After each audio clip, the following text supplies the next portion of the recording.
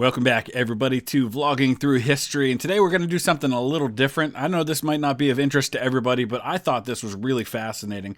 If you're a student of the American Civil War and military history in general, you know that the vast majority of the high-ranking officers on both the Confederate and the Union side during the American Civil War were veterans of the Mexican-American War, which happened just about 15 years before that.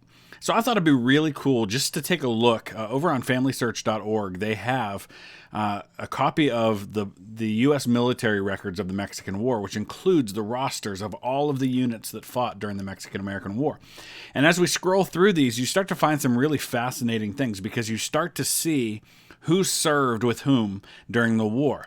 So I'm just going to kind of go through. There's about 80 pages of it, so this might take a little bit of time. And I'm just going to kind of read through some of the men who fought together and let me know your thoughts. Use the comment section below. But I found this to be really fascinating. So we're starting here with the list of all the officers. And, of course, the general officers, we had two major generals, Winfield Scott, who ended up being the commander-in-chief of the U.S. military at the beginning of the Civil War. You got Zachary Taylor, who later gets elected president. There's John Wool, David Twigg, Stephen Kearny, who is the uncle of Philip Kearny, who was a Union general during the Civil War. There's George McCall, who was a Union general. We've got Joseph Hooker, Fightin' Joe Hooker, who commanded the Army of the Potomac and later on served in the Western Theater. And I'm not going to read and highlight every single one of these, just some of the more interesting ones as we come across them. These are quartermasters and things of that nature. So you're not going to see a lot here, but when we get into some of the infantry units especially, you're going to see a lot of familiar names. So these are surgeons. Not going to see a lot there. I'm going to kind of skip ahead. The pay department. So here we go. Joseph Johnston, severely wounded in reconnaissance at Cerro Gordo. Lieutenant Colonel of Volunteers later on, Brevet Colonel at Cerro Gordo. George Meade, Brevet First Lieutenant. So I don't know, is this a particular unit? Let me kind of scroll down here. These are the engineers, topographical engineers. So Joe Johnston's a topographical engineer. George Meade is in there.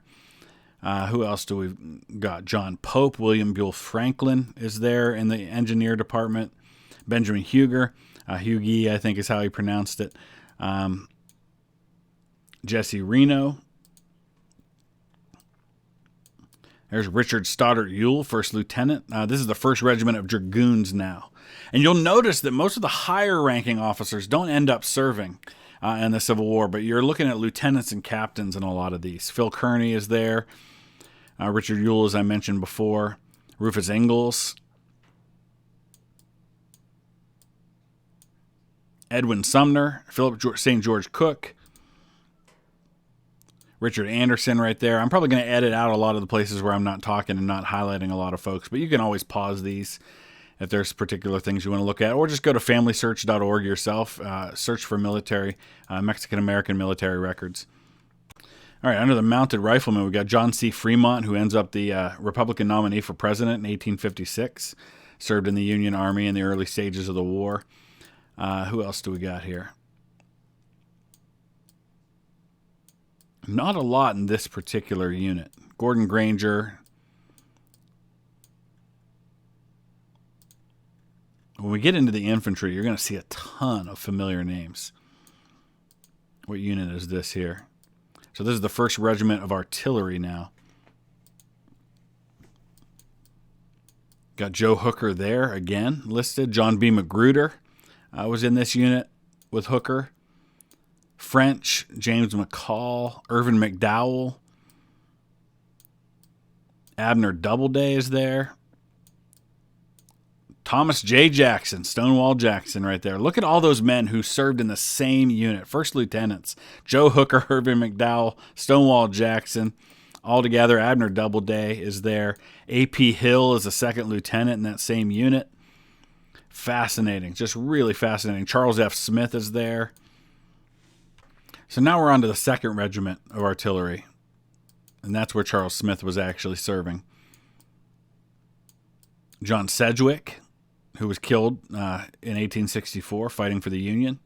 Henry J. Hunt, who was the commander of the artillery in the Army of the Potomac. William Hayes was a division commander in the Army of the Potomac. Not a lot of Confederate commanders here. Now we're on to the 3rd Regiment of Artillery.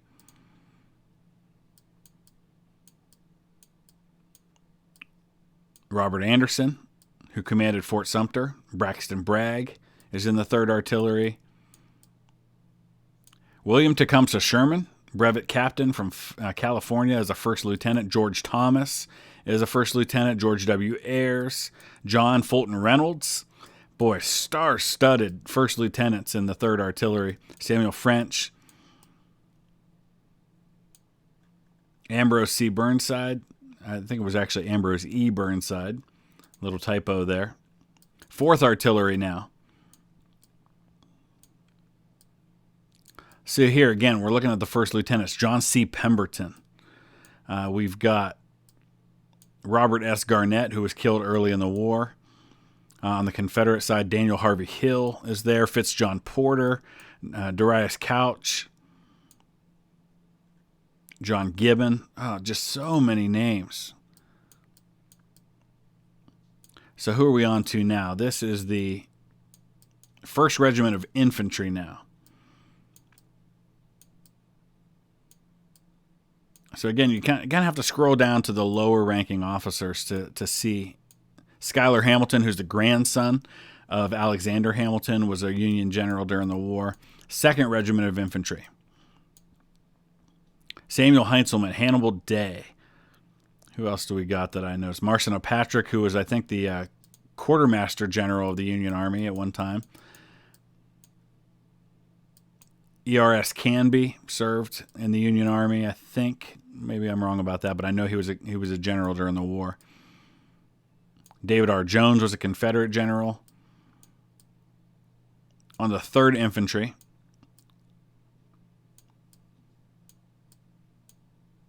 not a lot here. Bushrod Johnson, I think, was a Confederate general. Don Carlos Buell, Israel Richardson, those are both Union generals. George Sykes. Bernard B., there he is, a 2nd lieutenant, wounded at Cerro Gordo. You'll see that name a lot. Churubusco as well. 4th Infantry. Gouverneur Morris, George McCall. Not a whole lot there so far, but you'll see some names you recognize soon here. Ulysses S. Grant. Declined a brevet from El Molino, brevet captain at Chapultepec.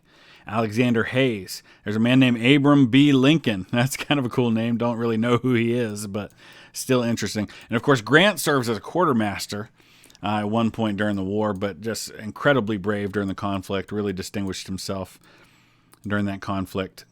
Who are we on to now? The 5th Infantry. Carter Stevenson, who served under Grant in the Vicksburg campaign. Frederick Dent, who is Grant's brother-in-law and one of his best friends during the war. So here we're on to the 6th Infantry now. We've got Louis Armistead, brevet captain from Churubusco, brevet major from El Molino. He was wounded at Chapultepec.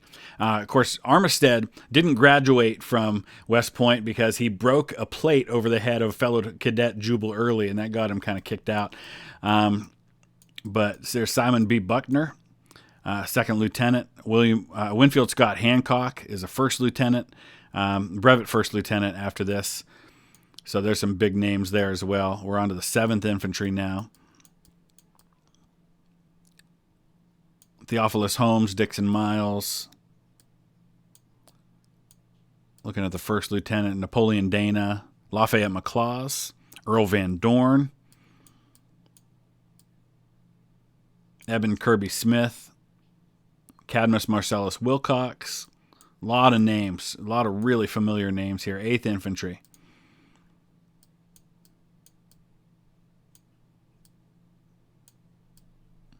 Not a lot of big names there in the 8th Infantry, except James Longstreet, 1st Lieutenant. Alexander Hayes, again, we've seen his name before. George Pickett, same unit as Longstreet. Interesting. Those guys end up serving together throughout the Civil War. William B. Taliaferro. I think sometimes that's pronounced Tolliver. 9th Infantry. Not as many names as you get into some of these later infantry units